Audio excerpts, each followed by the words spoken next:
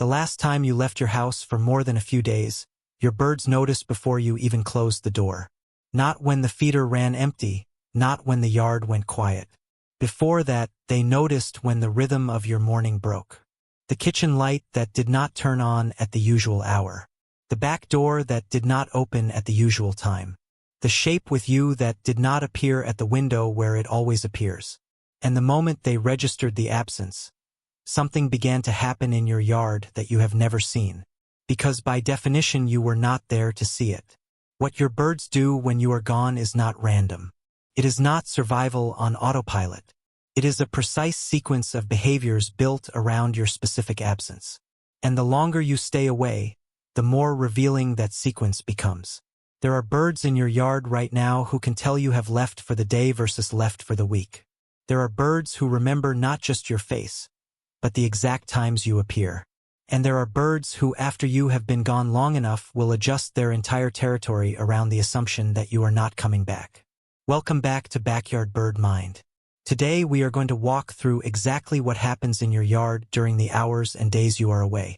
You will learn what they do in the first morning without you, how their visit pattern shifts on day 2 and day 3, what the research from Cornell and the University of Washington has revealed about how they remember you, what happens when your absence stretches into a week or more, and finally, what they actually recognize the moment you return.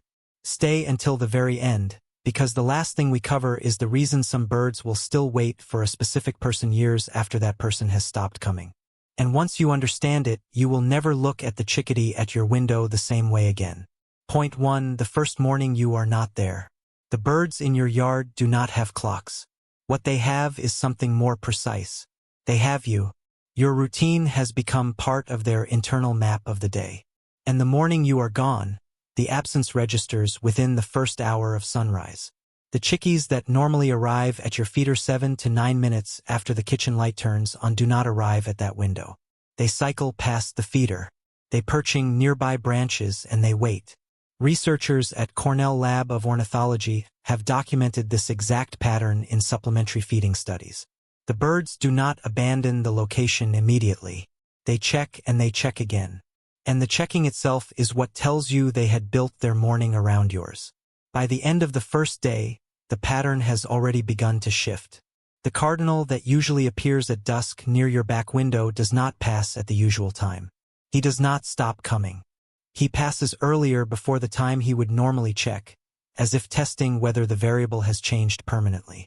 The juncos and sparrows that fed in the late afternoon redistribute themselves across the yard, spending less time at the empty feeder and more time at natural food sources.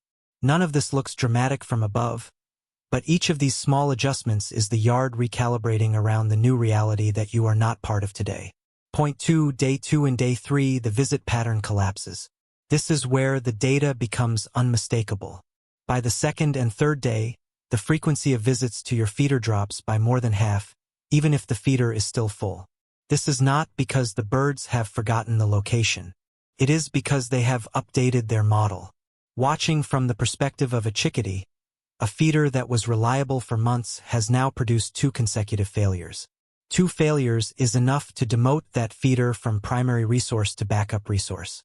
The chickadee does not return less because she has forgotten. She returns less because she has remembered, and the memory now contains a warning. What is striking is what does not change. The birds do not leave the yard. They continue to use the trees, the shrubs, the water sources. Your yard is still their territory. What changes is the specific node in that territory that you represented. You were a high V-value, predictable, time-stamped resource. And when you go, your node downgrades while the rest of the territory stays exactly the same. This is why people who come back from a week away often say the yard feels empty even though it is not. The yard is full. The feeder is the part that has gone quiet because the birds have temporarily removed it from their daily route. Point 3. They remember you, not your feeder. You. Here is the part that almost nobody understands. Your birds do not simply remember the location of the food. They remember the human attached to it. Research by Dr. John Mars at the University of Washington has demonstrated that several backyard species, particularly corvets, but also chickies and tit, are capable of recognizing specific human faces and remembering individuals for years. They do not need to see the food to recall the person. The face alone is enough to trigger the memory of every interaction associated with that face. This means the bird at your window is not waiting for the seed. She is waiting for you. The visual profile she built of you, the sound of your voice as she spoke to her, the rhythm of your hand when you refilled the feeder, the angle of your shadow as you stepped onto the porch. All of it is stored in a region of her brain that handles long-term social memory. When you are gone, that profile remains active. She is not forgetting you. She is holding the file open and checking it against every human shape that crosses the yard. Point 4. When your absence stretches past a week, a short trip is an interruption. A long absence is a different category. Once you have been gone more than 7 to 10 days, the territory begins to reorganize. The dominant birds at your feeder, the ones who held priority access while you were there, lose that priority because the resource itself has gone unreliable. New birds lower in the previous hierarchy begin to test the feeder more aggressively. If the food runs out, they move on. If a neighbor begins feeding, the population shifts toward that yard. There is also a quieter pattern that emerges during long absences, one that almost no one sees because by definition, no one is there to watch it. The birds who knew you best, the ones who had built the tightest routine around your appearance, are the slowest to leave. The chickadee it came to the same branch every morning, continues to come to that branch for days after the resource has gone quiet. She does not feed. She perches. She watches the back door and then she leaves and returns later and watches again. Ornithologists who have studied this behavior in supplementary feeding contexts describe it as expectancy maintenance. The bird is not just remembering. She is actively allocating energy to the possibility that the resource will return. That allocation has a cost. And the fact that she pays it tells you something about how strongly your specific presence was encoded. But the memory of you does not erase. Even after the visit pattern collapses, even after the dominant birds have left for more reliable territories, the individual birds who knew you specifically retain that memory. Studies on chickadee spatial memory have shown that these birds can remember the location of thousands of cached food items for months, and they can remember the humans associated with reliable food sources for at least as long. When you return after 2 weeks, the response is not random. The birds who recognize you respond first. The new birds, the ones who arrive during your absence, respond to nothing because they have no file on you yet. This is why your return often feels uneven. Some birds appear within hours, others take days. You are not imagining the difference. You are watching the old residents recognize you while the new ones do not. Point 5. The moment you come back. Here is what they recognize first. It is not your face from a distance. It is not your voice from inside the house. It is the specific combination of motion and sound that your routine produces. The kitchen light turning on at the right hour. The back door opening with the specific sound it makes. The shape of you walking across the porch at the angle they know. When all of these signals align, the birds who knew you fire what researchers call a recognition response, a sudden increase in activity at the feeder, an approach to purchase closer to the house than they have used in days, a kind of low-frequency vocalization that some ornithologists have begun to describe as a greeting call.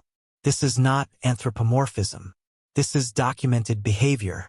The birds are not happy in the way you are happy, but they are signaling to each other and to you that the reliable resource has returned. And they are doing it within the first 30 minutes of your arrival, often before you have even refilled the feeder. Because what triggers the response is not the food. The trigger is you. Point 6. Why some birds still wait. This is the part that is hard to write about without losing the science. But the science is real and it deserves to be said clearly.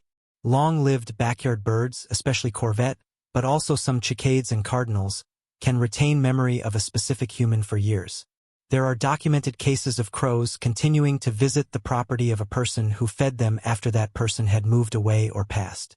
The birds did not know the person was gone. They only knew that the rhythm had stopped, and so they kept checking. Sometimes for months, sometimes for longer. This is what your birds do when you are gone. In the short term, they recalibrate. In the medium term, they reorganize.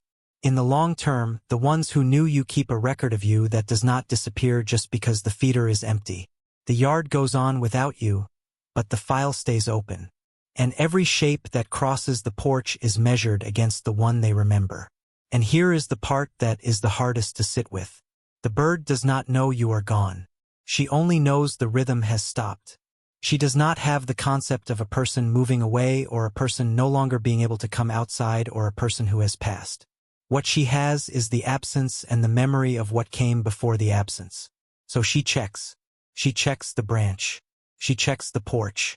She checks the window where the shape of you used to appear. And in checking, she is doing the thing that humans most want from the creatures they have loved without being able to say it. She is keeping the door open, not because she expects anything specific, but because the file is still active and the file does not close on its own. So the next time you come back from a few days away, watch closely in the first hour after you arrive. Watch the cardinal who lands on the same branch he always uses. Watch the chickadee who comes to the feeder before you have even filled it. Watch the way some birds appear immediately and others take their time. You are not seeing random movement. You are seeing the result of a memory of you that stayed active the entire time you were gone. The yard remembered. They remembered. And now you know what was happening in your absence that you were never there to see. If you have ever come home from a trip and noticed that a specific bird seemed to find you faster than the others, tell me in the comments which species it was. I want to hear the stories. I read everyone. I will see you in the next one. Backyard Bird Mind.